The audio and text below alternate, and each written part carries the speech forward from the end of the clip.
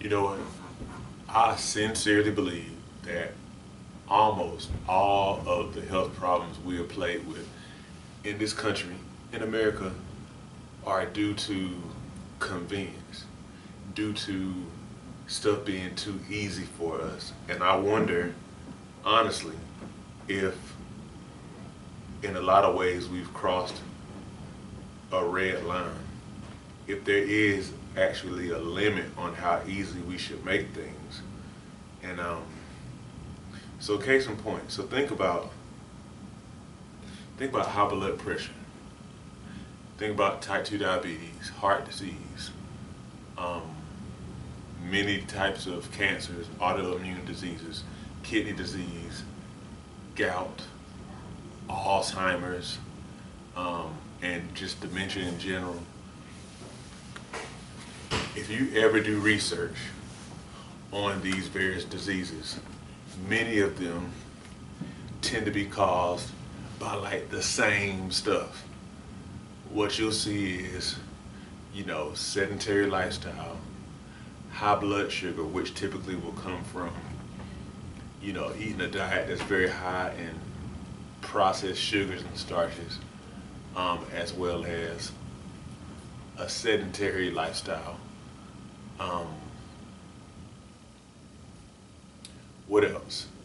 Very high levels of stress, you know, um, from very busy lives that's very busy with work, um, and just kind of going to and fro, go from work to the kids' basketball game, to this, to that, to this, to that, and not getting enough sleep.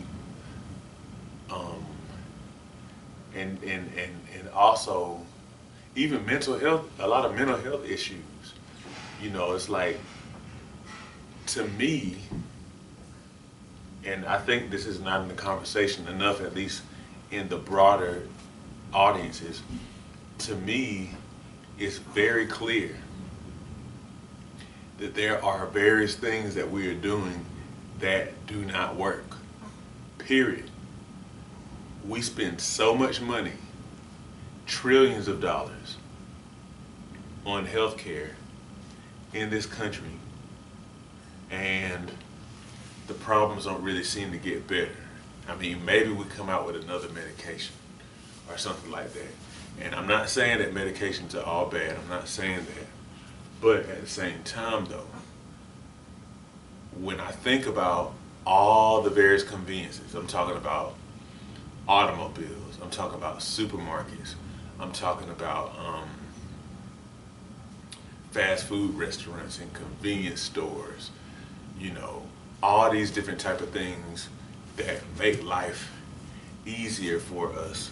The various even technological advances, like a lot of that stuff has taken us away from doing key activities that, down the road, we've kind of started to really suffer from. So think about it. And so look, I know that even when I say this, it could seem like, man, well, Sean, you just kind of talking about, that's ultra old school. That's a pastime, and it doesn't really do you any good to like suggest that we need to go back to like horse and carriage and stuff like that. And I'm not necessarily saying all that, but just hear me out. So like, for example, automobiles. Everybody has at least one automobile. Almost everybody has at least one automobile, often two or more. And, back in the day, like I even think about my grandparents' neighborhood, they would drive to church or something like that. But if they wanted to go to somebody's house, they had friends in the neighborhood and they would just walk there. A lot of times these days we won't walk. We'll take the car to somewhere that's easy to walk to, and it doesn't even cross our minds to walk. And so literally I heard this guy talking about, and I need to get his book. I can't remember his name, but he wrote a book called The Comfort Crisis that's like right down my alley. But he was talking about how years ago, when people were mostly outside because they had outside jobs and stuff, they would, average daily probably take, easily 20,000 steps a day. Whereas these days, we may do 4,000 to 6,000 steps a day, the average person, you know. Um, you know, and so like literally things that we were used to for thousands and thousands of years as humans that we've adapted to, really in these past 1 to 200 years, we've been doing way different, moving a whole lot differently, like because of automobiles kind of like, you know, being the way that we travel. And sure, they're great. I mean, I won't lie, like, like being able to go travel to, like, go on vacation or go across town to see my parents or something like that, and it not take me, all day long, is great. And I'm not saying that we shouldn't have that, but it's just something to think about. Or, convenience stores and fast food, to get a bite of something whenever you, quote, don't have time to cook or whatever. But, like, really what it's led to is us eating junk, regardless if we have time to cook or not. We may just go get a candy bar, bag of chips just because we want it. My grandparents didn't eat junk like that. At least not all the time, And my mom, her whole childhood, I don't think she ever had fast food. Ever. Think about that. And now we easily have fast food like multiple times a week, if not multiple times a day. And so supermarkets, I mean, don't get me wrong, it's great. It's great. But a lot of times the quality of the food in there, for one, is so-so. The vegetables may not be as fresh, and because they're grown out of season a lot of times, and you have pink tomatoes instead of deep red tomatoes. If you've gardened before like I have, you know the difference between a garden tomato and a store tomato is like night and day. So like a lot of times the stuff is less nutritious because the way the food is grown is mass produced, so it's lower quality, and and then on top of that, we're not actually doing the labor to bring the food in. Now again, I understand, it's like, man, it's 2025, like nobody goes and grows their food like that anymore, which there are some people who do. But my point more so is that I wonder if even with all of human ingenuity and all that, I mean, even now we're entering the age of AI and all this kind of stuff, I really wonder if there's a line that we've crossed, where some of the things that we're inventing, some of the things that we're coming up with, that maybe we just need to leave it alone. Like, hey, when we look at this comprehensively, sure, it makes life easier. Sure, we don't have to do such and such amount of work, but the negative consequences will outweigh the benefits. The fact that we don't have to do the work anymore. It's like, it even makes you think about AI and a lot of stuff with computers, just kind of like machines doing all this work for us, and thinking for us, and all this kind of stuff. Again, I'm not saying it's not good stuff in there, like benefits. There are benefits. But it's obvious that a lot of these conveniences are detrimental to us as people. They are, period. Period. They're detrimental. And so I think that here's the deal. And I could really talk about this a lot, and I probably will talk about these kind of things a bit more. But I truly believe if we're going to live in a society where we are actually aided by our various convenience inventions, we as individuals have to draw our own personal lines. Because it's obvious when you look at people in 2025, maybe versus people in 1825. Now, don't get me wrong, I'm not talking about just the way that like world governments and different things like that, like, and the fact that, for example, there was slavery back then, obviously, you know, no, you know, but as far as diabetes, high blood pressure, a lot of these different kind of diseases, like, I guarantee you they weren't even close to the numbers, at least like the percentages of the population, because people were not eating junk. Like, it was virtually non-existent. People were moving all of the time.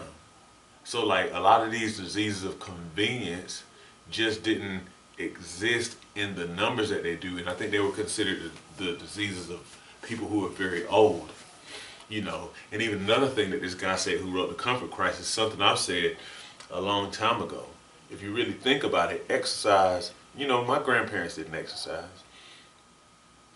You know, exercise didn't really become a thing until sometime, I think, within the past, maybe, definitely within the past, I think, 100 years. Maybe a little bit further back than that, actually. But my point is, especially now, there's such an exercise culture, and I like it. I mean, I have a fitness channel here myself. But my point is, exercise is something that we kind of like, if we want to be healthy, because we live in such a sedentary society where our activity is so outsourced, if we really want to be healthy, we have to find some way to make ourselves move. And exercise is a way to do it in a very direct way, where you engage in activity that's not necessarily productive. You're not making something or fixing something, or, it's not necessarily movement with a purpose other than just movement. So it's kind of weird. For example, walking on a treadmill, walking nowhere. So it's a little weird. I think about that stuff sometimes.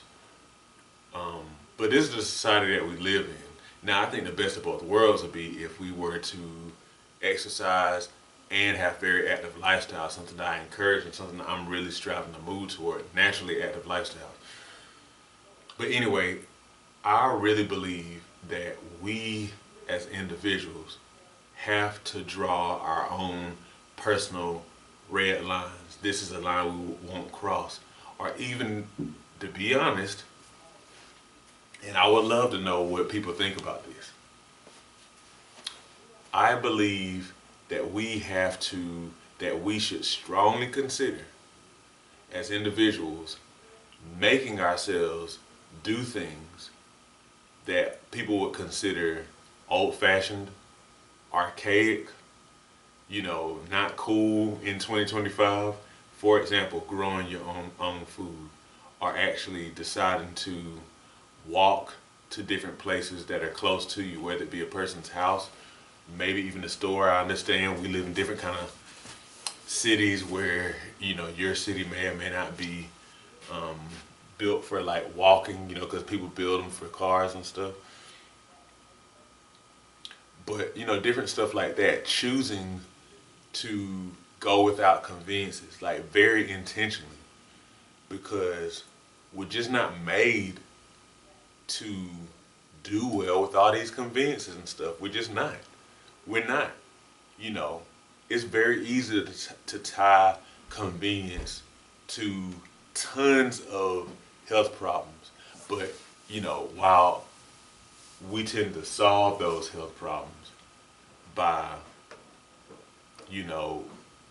making these solutions that don't deal with the root causes and stuff like that, new medicines, all this stuff. That's why, I don't know, I don't talk a whole lot about medications and stuff like that, because obviously it's not my lane. But at the same time, I'm a very firm believer in dealing with stuff at the root cause. And it really saddens me when I see how we as a society deal with a lot of health problems, by throwing patches at them.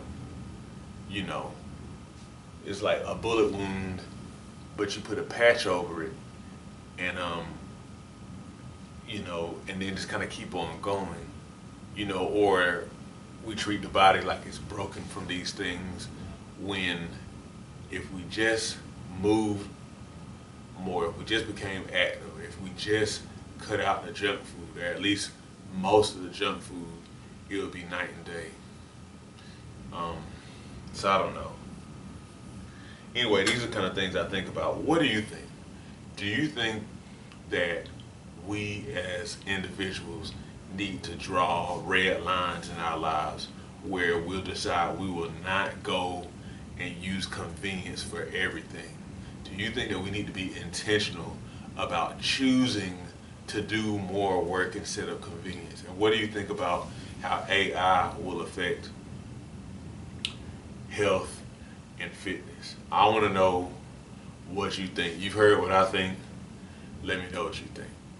As we get older, it becomes increasingly important to maintain and build muscle. Muscle helps you burn fat, stay mobile, and can contribute to longevity. However, many people have no idea how to work out to build muscle. My mini workout series on Patreon provides you with my body weight mini workout video library. These workouts use little to no equipment, which means that you can do them in the privacy of your own home. They start at beginner level and progress from there to ensure you continue to see results. Every workout is a full body workout, hitting chest, back, legs, and glutes, as well as other muscles in between. Become a patron today and receive access to my series of mini workouts, plus access to a digital copy of my book, 8 Weeks to Transform Your Diet and Your Health. By combining the workouts with healthy diet changes, as outlined in my book, you'll definitely be on your way to weight loss, improved health, and visible results. Join me at patreon.com/SeanB2B Fitness today.